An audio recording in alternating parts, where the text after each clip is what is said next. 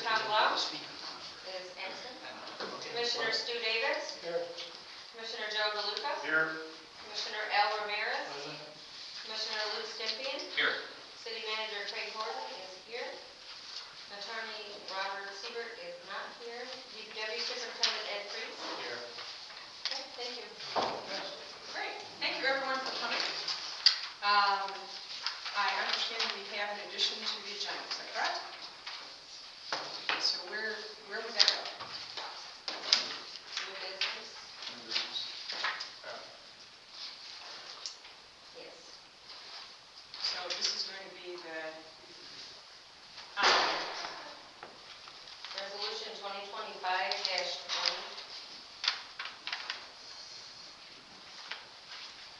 Really quickly. in F, I'm sorry, 10F. And this is from, why is this not coming up? Social district. Because he just handed it to me. It's the same as the other one. Okay, so, yeah, it's a social district permit, and this is for Sippin, Michigan. Correct. Okay. All right, so we have 10F is the addition.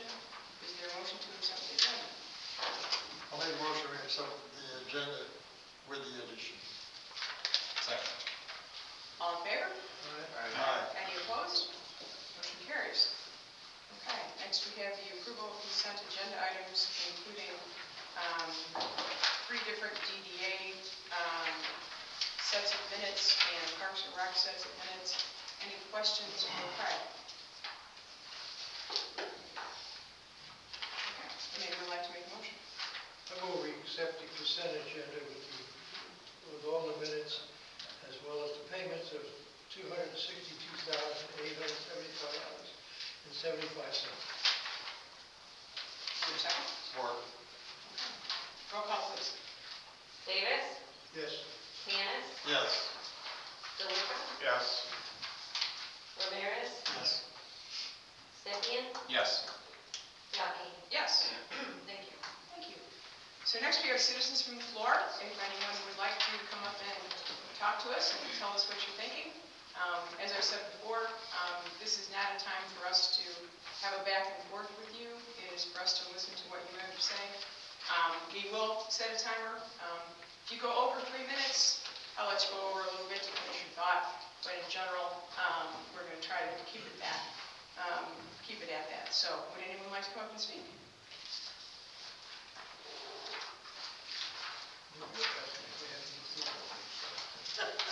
Ted, would you like to come up? Nobody else? I don't want to step in front of anybody because, okay, all right, I appreciate that. Madam Mayor, Commissioner, I appreciate your time, and I apologize for jumping in here in the citizens from the floor section instead of, what do we call it? Guest speaker. Guest Speaker. But I need to just give you just a couple pieces of information, and unfortunately I have to leave. I attended the Lapeer County EMS board meeting this morning, Finance Committee and the full board meeting, and the short of it is we are fully handling the entire county. 100% of the calls are going through Lapeer County EMS. Billing revenues are up. Expenses, as you might imagine, are up as well because it costs more to operate more, right?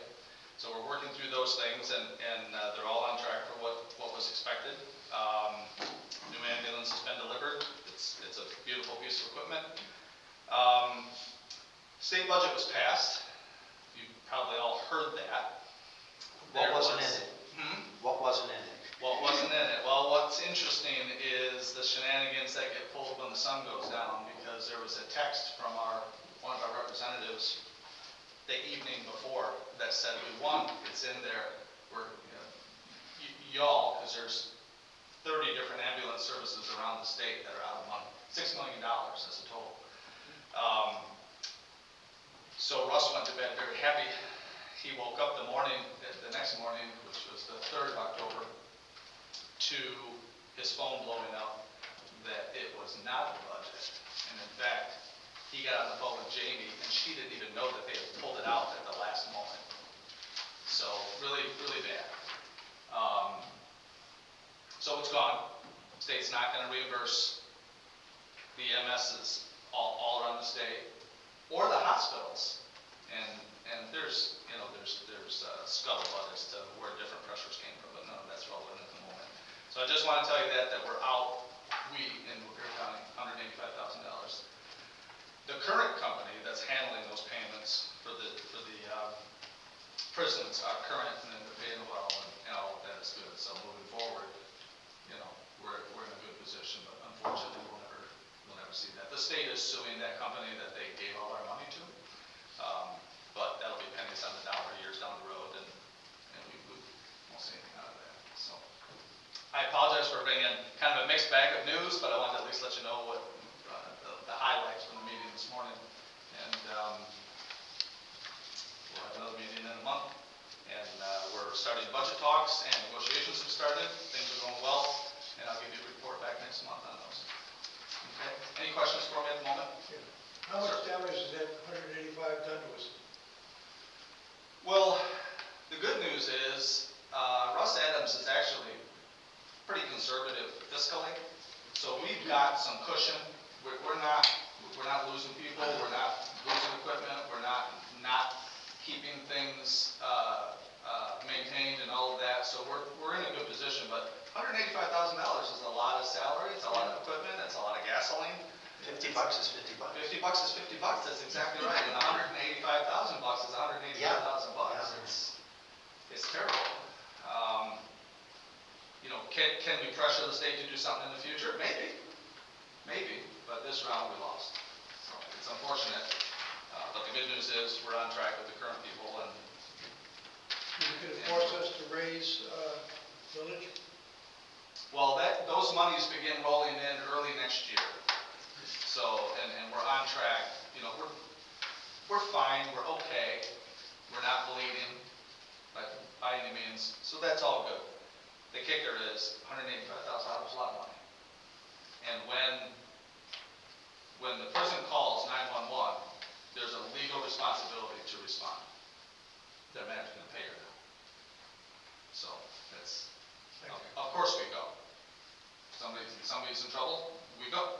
That's what neighbors do, right? But you gotta keep the lights on. Can't we send MedStar? Any other questions that I will address or ignore?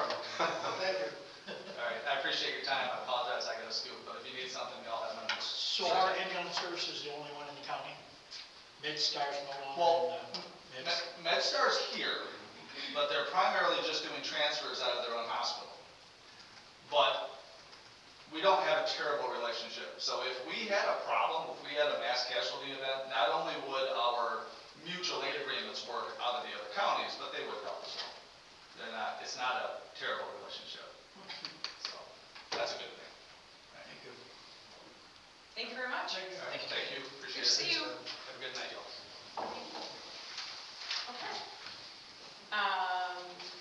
Next, we need Ed. Thank you, Madam Mayor. Good evening, everybody. I'm here to update the commission on some things we got going on, new and old. City Hall improvements, the exterior improvements. I will be recommending final payment later in the meeting. There were some issues during construction as far as like this entrance, the 6x6 posts were rotten and needed to be replaced, along with the existing concrete slab was not supported in the center. Some courses of the block foundation needed to be repaired, and the steel supporting the existing slab was rotted and then not strong gauge steel that needed to be replaced. Also, much of the freeze board around the building was rotted and needed to be replaced during construction.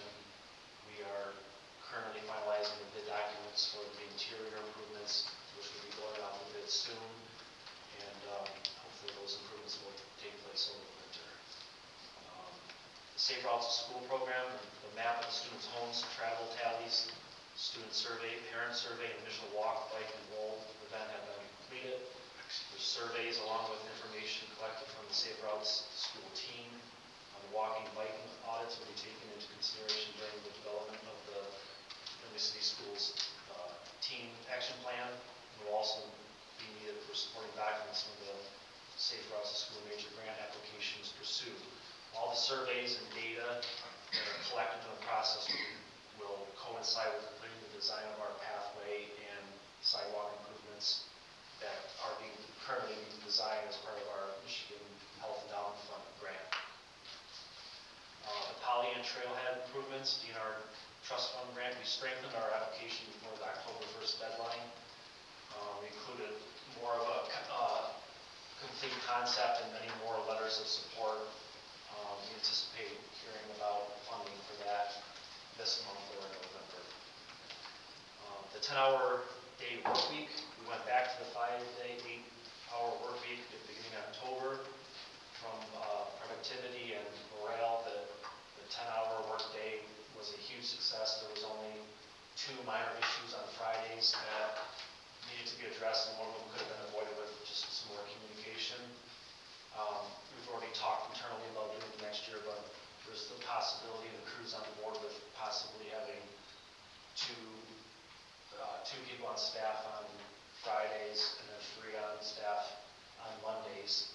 Because typically Mondays and Fridays are, we perform our routine duties or catch up, where then the 3 days in the middle of the week where our whole group is there is when we typically do our projects. I think that would be more beneficial. Lead water service line replacement. The DPW replaced 12 lead service lines this summer, and we physically verified every single service on Main Street. With that, there's still be 16 services that need to be replaced on Main Street. There's also 146 service lines that need to be verified on other streets. Although I don't think all of them are going to be lead, but probably 75 to 100 of them probably will be. Over the winter, I'll be working on a bid to have a contractor work on a bid for a contractor to verify the rest of them. With the 16 more service lines we have to place on Main Street, we wouldn't have the time or the resources to spend the time verifying the rest of them. And the goal is to have no unknowns, so that when we have no unknowns, we have a better chance of receiving federal funding. Just because the EPA doesn't want to typically give us funding for unknowns. So it's more important to get those known, that way we can plan fiscally better also. East Capac Water Main Extension. This project has been in the works for quite some time. It originates from the seller of Johnny's Place, who's responsible to the buyer to provide an appropriate amount of fire protection in the building. Options were investigated. The most viable option presented by the developer's engineer is to extend the public water main from about Main Street to Johnny's Place, which is on the north side of that old Capac Road, and it'd be about 212 feet to Johnny's Place, and then they would tap to that and put a fire line, the appropriate size line to the building for a fire line. We have the Eagle permit. The project's good to go. We're just waiting on the contractor for. Didn't we talk about November 1st, something like that? Yeah, November 1st, possibly starting. It'll only take about a week project on the restoration, but the contractor still needs to give us references, which is supposed to be the next day. We kind of had a pre-construction meeting. But once that water main's installed and that fire line is, that business is, the new owner is anxious to open. New dump truck for the snow equipment. I previously reported that we ordered a new dump truck over a year ago. It's in the process of being built and completed. It should be here before the end of November, so hopefully before the first major snow, we'll have the truck in service. Curbside leaf pickup started this week. It will go on through the end of November. Mondays, north side, Tuesdays, south side. First week was a success so far. Some bids I'll be working on over the fall and winter are budget for a new pickup truck. I budgeted for the last several years for a cold storage building at our salt shed yard, probably a 40 by 60 pole building. Now that the old DPW is under its construction, we need to move forward. We've kind of outgrown our facility. We need some cold storage, just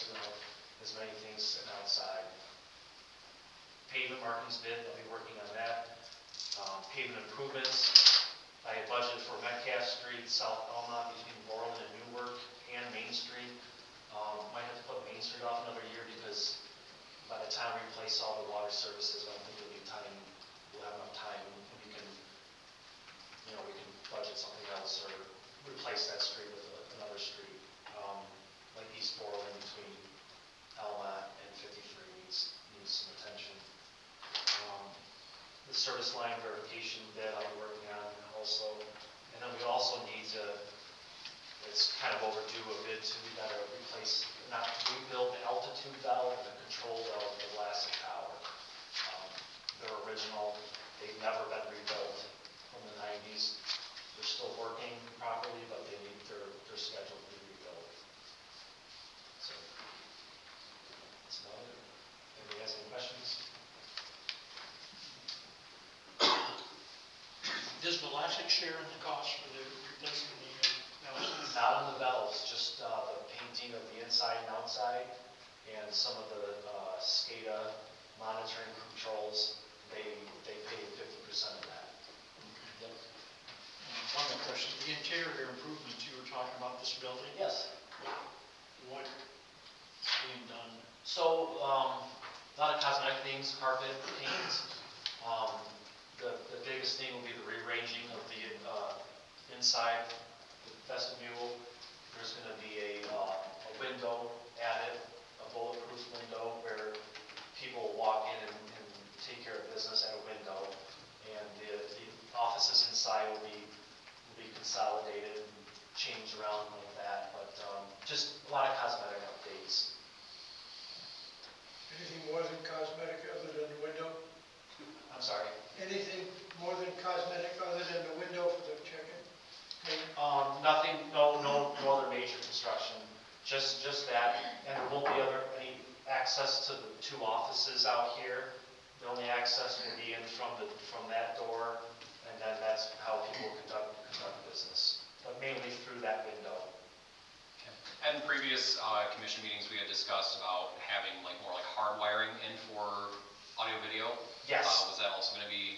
That's included. There'll be wiring for monitors in here. We had talked about the rough wiring for cameras and stuff like that. We're going to do that outside. Craig, myself, and the police chief have talked about just doing that outside of the scope of this project, just to make it cleaner, to get the project moving forward. And the police already work with a contractor that seems to work with what we have going on as far as all the rest of the cameras in the city, so.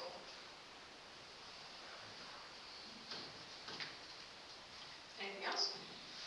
All right, thanks. Appreciate that. Okay,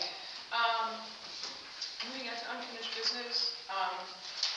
President, couple of remarks. Okay. Everybody, a couple of ones, so.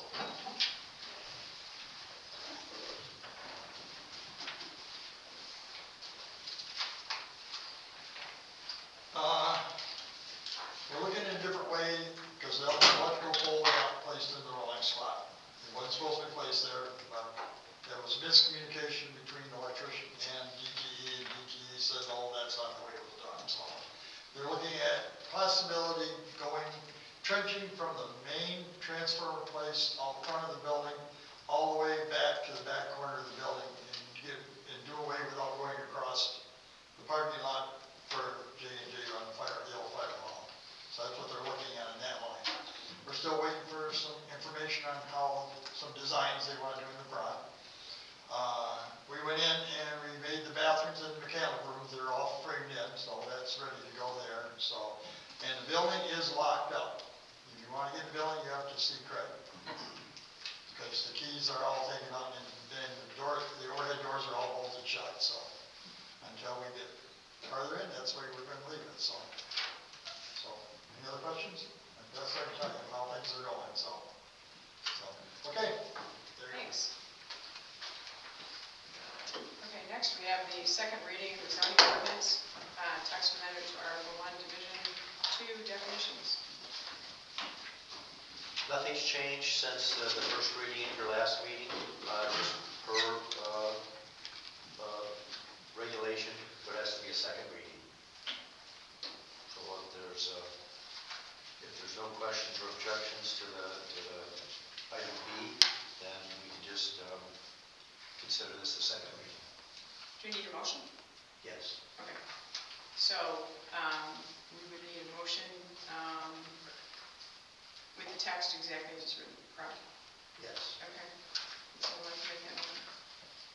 A motion to accept the second reading zoning ordinance text amendment to Article 1, Division 2 definitions, Article 2, Division 2, resident zoning districts, and Division 3, commercial zoning districts, and Article 4, Division 4, special land use.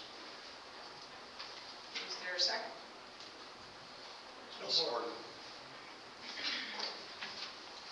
Think we're about Roll call, please.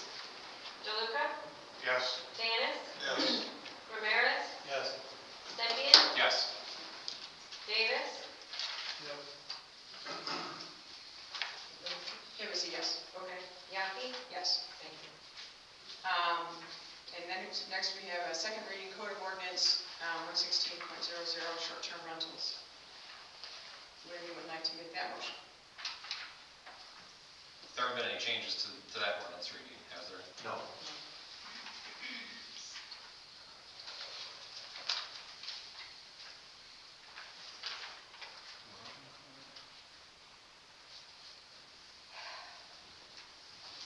I make a motion to accept the second reading of the Code of Ordinances 116.00, the short-term rentals, as written. Support. Discussion? Okay. I'd like to discuss short-term rental. Came up as that's people that can rent their house for parties wherever they want. Is that true? If you read up online about these type of rentals, they're a world of disaster. You find where there's areas that are vacation areas where people rent them for a week. But this type of rental can be used for parties. It could be parties, depending on how you do it, it could be parties for kids. It could be parties for adults. And things like people having a wedding, bring their friends in, and they have a party for the weekend. And there's so many nightmares online about this thing. I'm not sure if we really want it. And should we have it, I would like to see it taxed as a business, not as a home. But I'd say I'm against it, truly against it. And if you haven't read it, I'd like to postpone a meeting so you read up on what this is like online. I'll vote it down, either way. Okay, so we have a motion, we have a second. Any other discussion? Can I make a couple points? Absolutely. If the commission will remember that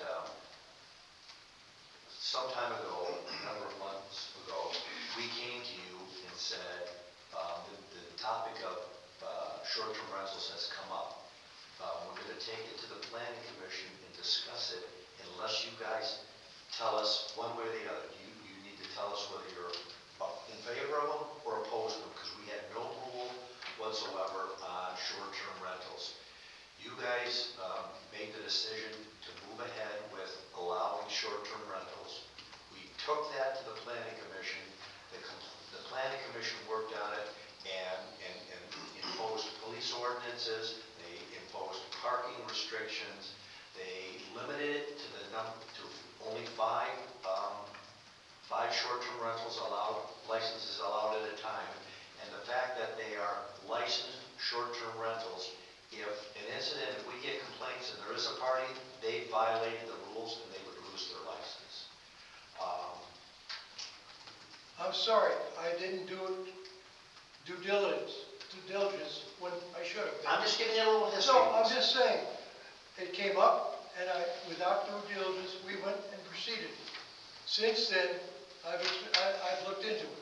And I think before this commission, I'm not saying that you shouldn't have it, this commission should look into it online and see the negatives of it, because I've seen a lot of negatives of it, more than positives. Other than, and I gotta tell you, my family has used rentals like this in Maine and along the coast up there. But if you read some of the nightmares that can occur of this, and they are licensed, and they are covered like ours, it's still hell for the neighbors. It's not everybody, it's the neighbors that catch the grief.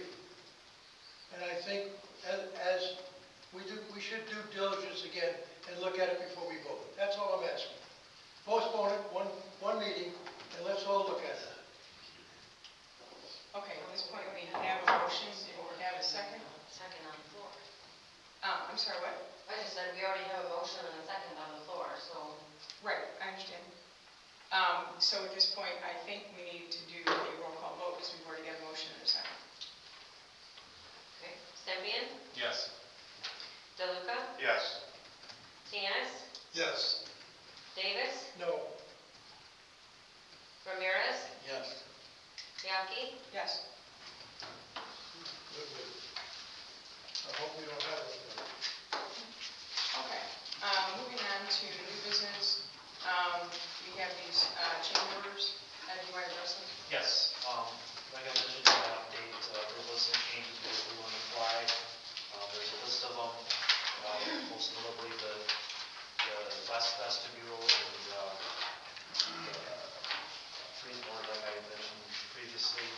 The total, the additions and credits total $21,691.17. I recommend approving the change order. Is there a motion?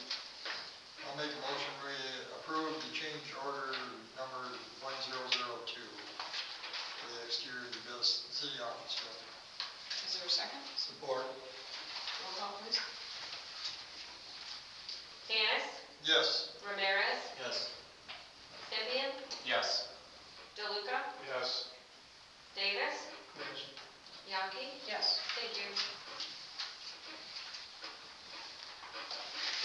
Yes, and the second one is just a progress payment. I apologize, these probably could have been put together, but pay application 3 is a progress payment in the amount of $94,514.55, and I recommend payment. Okay. Is there a motion? I'll make a motion, we approve the payment application number 3 for the city office exterior building. Is there a second? Support. Roll call, please. Tanis, Yes. DeLuca, Yes. Ramirez, Yes. Sempian, Yes. Davis, Yes. Yaki. Yes. Thank you. And The C is pay application number 4, which includes retainage. All the punch list items have been addressed and completed, and I recommend payment of $76,852.92. is there a motion? I'll make a motion, we pay the application for $6,852.92. Perhaps pay application number 4? Yes. So the Is there- commission, the law division. Yeah, application number 4. Is there a second? Support. Okay, roll call, please. Davis, or Yes. excuse me, Tanis, Yes. sorry, about that. Ramirez, Yes. Davis, Yes. Sempian, Yes. DeLuca, Yes. Yaki. Yes. Thank you. Next is the trick or treat times for October 31st, 6 to 8 p.m., which is the standard normal time. I don't know if we need a motion for that. And to allow the fire chief to sound the signal. Oh, I guess we need a motion. Okay. Is it- I move that we allow the trick or treat times on October 31st to occur between 6 p.m. to 8 p.m. and allow Chief Kolukar to sound the signal. Support. All in favor? Aye. Any opposed? E, Resolution 2025-17, liquor license for Sikkim, Michigan. The applicants are here, if you'd like to. I would. I have no idea. Hello. Yeah, this application, what we're doing is we're looking at opening, business downtown here, 219 East Third. It's gonna be, Sikkim, Michigan, it's basically right across from your office, almost across from Misha's. We'll be doing what we had planned on doing with the old fire hall, but this will be in this building here, we'll be serving all Michigan wines, craft beers, and ciders. We do have the Class C license and purchase agreement. The ink is almost dry on it. We just couldn't quite meet up today to get the finished signature on it, but we're right there with it. And then, once we get that, then we'll put in for our small business loan. Hopefully the federal government comes back to work soon. So yeah, so this is so that we could transfer that license from the Village of North Branch down into this local development unit. Is that where Charlie Jack's used to be? Is that the right room? Yes. Is that the right? I'm just trying to figure out which building. Right next to the old cleaners, attached to the old cleaners. Oh, The okay. red building there. Yep. Yeah, Charlie Jack's. It was Charlie Jack's. So, yep, so that's what we're, and then as I was researching a little bit more, I came across the other application for your social district. I knew it was costing me money, but I didn't realize that I had to get another resolution from you guys. So, I snuck that in here real quick, I apologize for that. Okay, no, that's all right. So, so you're asking us to pass both. One is the local government approval, and that is for the liquor license, and separate to be included in the social district. Correct. Okay, great. Any more Questions? Is there a motion? I approve that we accept resolution 2025-17 liquor license for Sikkim, Michigan LLC. Support. Okay, roll call, please. DeLuca, Yes. Davis, Yes. Sempian, Yes. Ramirez, Yes. Tanis, Yes. Yaki. Yes. Thank you. And then the second one is 2025-20, which would be resolution to be included in the social district. I move to approve resolution 2520 to allow them into the social district. Support it. Roll call, please. Sempian, Yes. Tanis, Yes. Davis, Yes. Ramirez, Yes. DeLuca, Yes. Yaki. Yes. Thank you. Okay. Our second, citizens from the floor, if anyone would like to come up. No one's jumping up. Okay. We'll move on. City manager, we don't have a closed session, do we? No closed session. Okay, city manager report. I have nothing additional. Okay. City commissioner time. Nothing? Nothing for tonight. Okay, Stu? All right. Bob? A couple things. I would like to thank Ed for letting the fairgrounds shut down Moreland Road on Saturday. I've never seen that many cars with bumper and demolition derby. They had over 100 cars registered for that event on Saturday. That was packed in there. So I'm glad they're shut down while they're, that was great. So, and I would like to appreciate for my kids. My daughter got in an accident in front of McDonald's, and the fire and police and ambulance did a fantastic job. So I would like to say that on behalf of them. So, okay. Joe? Again, thank you to our attendees for coming. I'll say this about Merchants Trick or Treat. I thought it was great on Saturday. I thought it was wonderful that the chamber asked to shut down Almont and also 3rd Street. I think it was a whole lot safer for the little kids. I also thought it was great to have vendors. We had vendors that don't usually come to that event. We had Dazen, who was here. We had Capella Heating and Cooling from Lapeer. Those are just two that I happen to know about. And so I think that it was a wonderful idea and was well put together, and it was just a whole heck of a lot of fun to watch all those little kids in their costumes, so it was great. All right, that's all I've got. Motion to adjourn. Second. Okay, all in favor? Aye. Aye.